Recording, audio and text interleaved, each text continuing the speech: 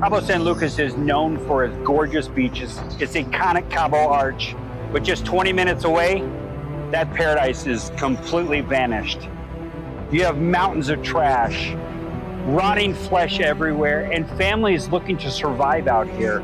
This is a side of Cabo that tourists definitely don't want to see. Come join us today.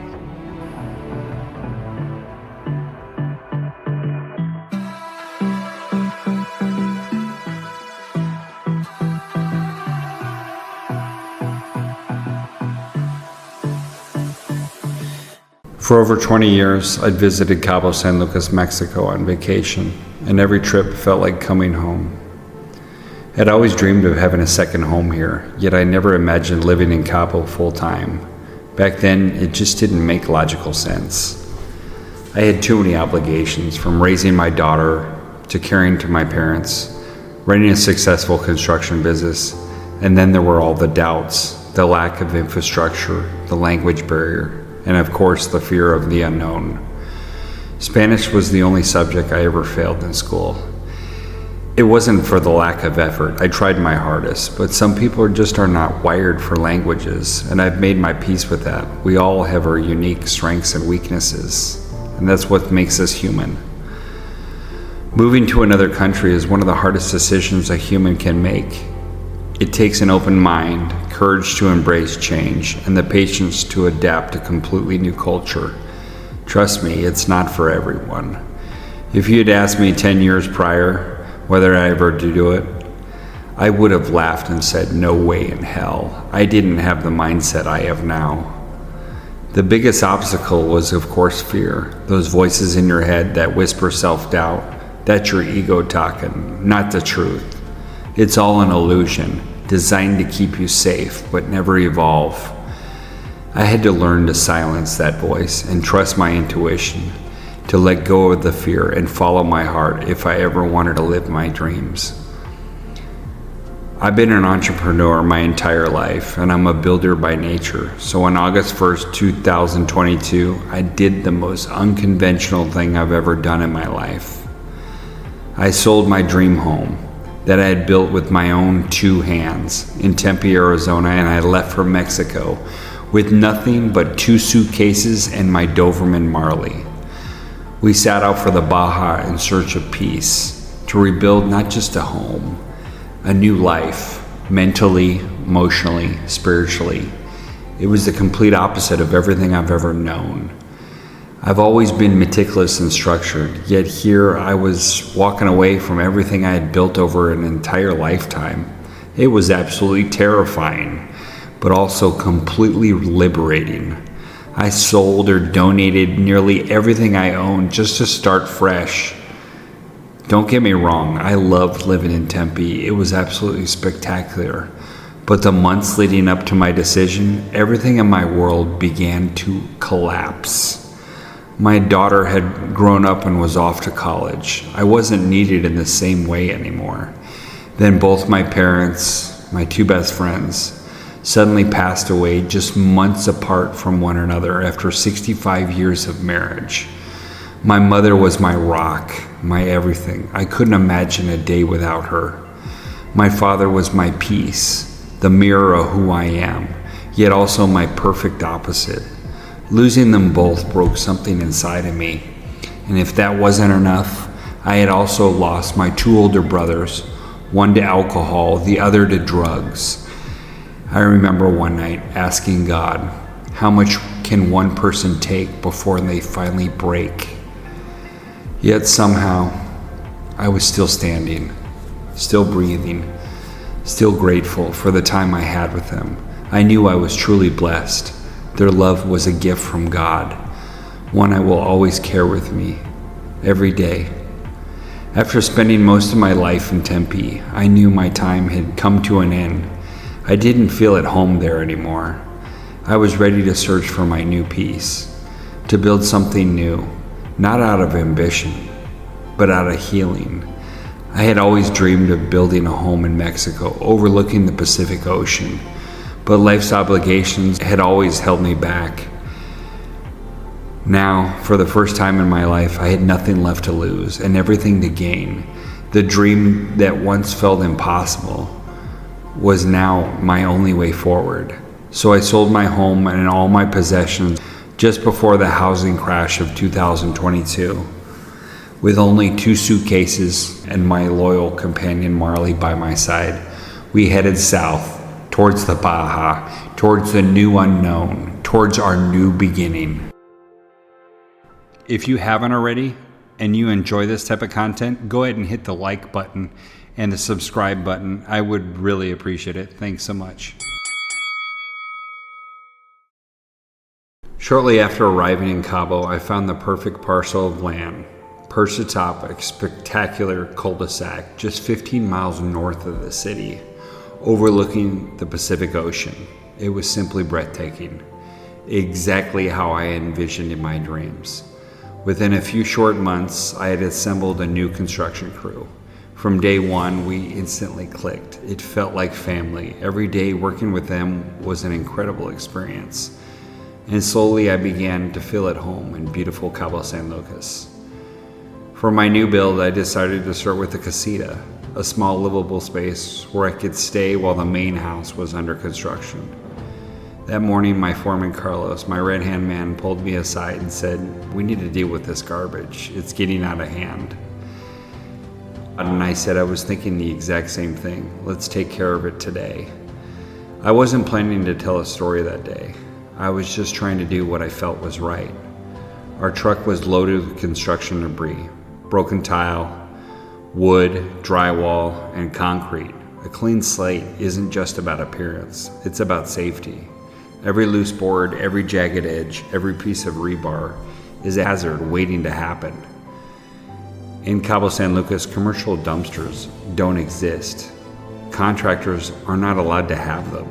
The only option is to pile up the debris in the corner and hopefully one of the guys offers to take it away one day. I was tired of seeing disorganized work site because it affects our ability to work efficiently, and it's also a serious safety hazard for the entire crew. I loaded up the truck with Carlos and we headed north. Our mission was simple: clean the construction site, make it safe, and get back to work. Yet as we drove further, paradise began to fade. Paved roads gave into dirt and dust. The ocean breeze disappeared, replaced by a dry, heavy stillness. At that time, I didn't think much of it. I've been to hundreds of commercial dump sites in cities around the world, so nothing really shocked me. But as we continued, I would soon realize what lies ahead of us. Unlike anything I'd ever seen before, a place where paradise vanished completely, replaced by danger, desperation, and a reality I simply wasn't prepared for. When I arrived, I was simply shocked. The smell was the most toxic, rancid stench I had ever experienced. This wasn't just a commercial dump site. It was a toxic waste dump, and a place where children were forced to work, all in one. Mountains of garbage stretched for as far as the eyes could see. Families lived amongst this debris, working tirelessly just to survive each day. Young children under 12 dug through broken glass, rusted metal, and toxic waste, while adults carried heavy loads with no gloves, proper shoes, or any protection whatsoever. Smoke from burning trash hung thick in the air, making every simple breath a struggle. And then I met Olivia, Raphael, and little Isabella. Isabella was only 12. Yet her smile was so radiant it could melt the darkest despair.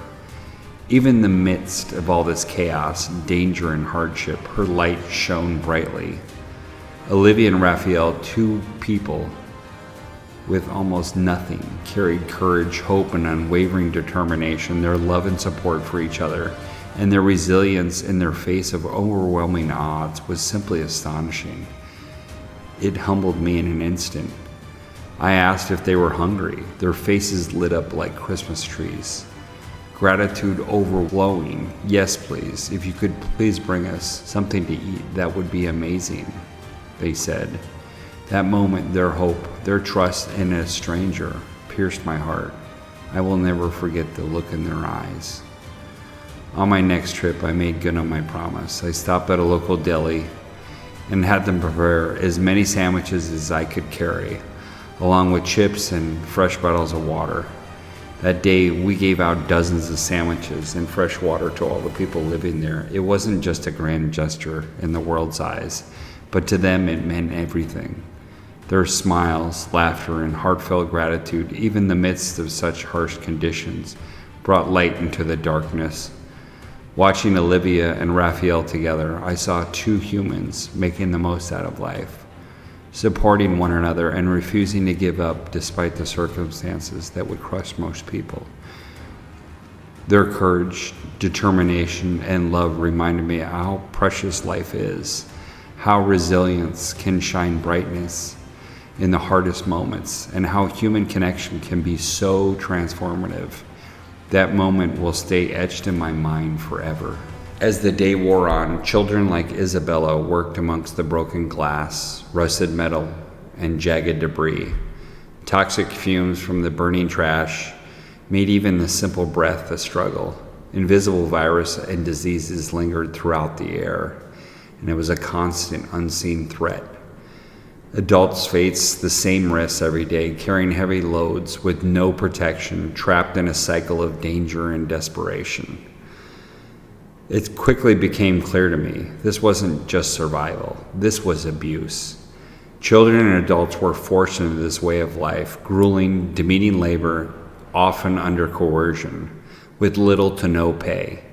A man overseeing this job site, likely tied to the city or some private organization, controlled everything. When I began asking questions and I started filming, he threatened us with the police, eventually kicking us out and banning us for life. It was painfully obvious he didn't want to be caught, and he didn't want to face the consequences for his horrific actions. Accountability was nowhere to be found. Children were working, families were exposed to this toxic smoke, and no one seemed to act. The burning just didn't harm the people living there. The entire city suffered. Toxic smoke drifted into neighborhoods, poisoning the air for days. Residents unknowingly inhaled hazardous fumes, yet authorities did nothing. The injustice was just staggering. Witnessing this firsthand, I realized how disconnected the system truly is from the human cost of negligence. Paradise hides a shadow here, and the burden of its truth is impossible to ignore. This story isn't just about a dump. It's about humanity, accountability, and compassion. Families like Olivia and Raphael and little Isabella deserve safety. Children deserve childhoods, not labor. Communities deserve clean air, free from poison and neglect. Change is possible, but it requires action. The city needs proper recycle programs. Contractors need safety disposal options. Workers need protection, and the world needs to see the truth for what it is. Even small, minor acts matter. Bringing food and water may seem minor, but it gives hope. It shows people they are seen. It shows that they do matter. These simple gestures can pierce the darkness, ignite smiles, and remind them and us the power of human connection. For all of us, this is a call to look deeper, to question what seems perfect, and to speak when others remain silent. Together we can make life safer, fairer, and more compassionate. For every place where paradise hides a shadow. I started a private fund account on Ko-Fi to help these families build a new life, a life far away from danger, despair, destruction, and the toxic conditions of this commercial dump. We're beginning with Olivia, Raphael, and little Isabella. Every donation generated from this content and through Ko-Fi will go directly to them, give them a chance to start fresh, rebuild, and reclaim their life and dignity once again. For Isabella, this means the simple gift of childhood, the chance to go back to school, to learn, to play on the playground, and to dream without fear. For Olivia and Raphael, it's an opportunity to provide safety, stability, and hope for their family, something every human truly deserves. This isn't just charity, this is justice. This is humanity, stepping in where the system has failed them. Every contribution, no matter how small, is a step towards giving them the life they truly deserve, a second chance at hope, happiness, and a future free from fear. Their story reminds us of how fragile life can be, how powerful the human spirit truly is. Even in the darkest places, hope can still shine, and this single act of compassion, one gesture, one choice, can change a life forever. I know times are difficult for all of us right now, but if this message touched your heart, please give what you can. Click on the link below to support this act of kindness and to help families like Olivia, Raphael, and Isabella take this step forward to a new beginning. If you're not in the position to donate right now, I totally understand. Simply liking this video and subscribing to our channel makes a real difference. It helps YouTube share this message with others who needs to see it, others who might be moved to help. By sharing this story, by opening your eyes and your heart, we prove the courage, love, and compassion can still change the world. One opportunity, one family, and one random act of kindness at a time. Thank you for your time today. And wherever you are in this world, I wish you nothing but the best in life. Take care, my friends.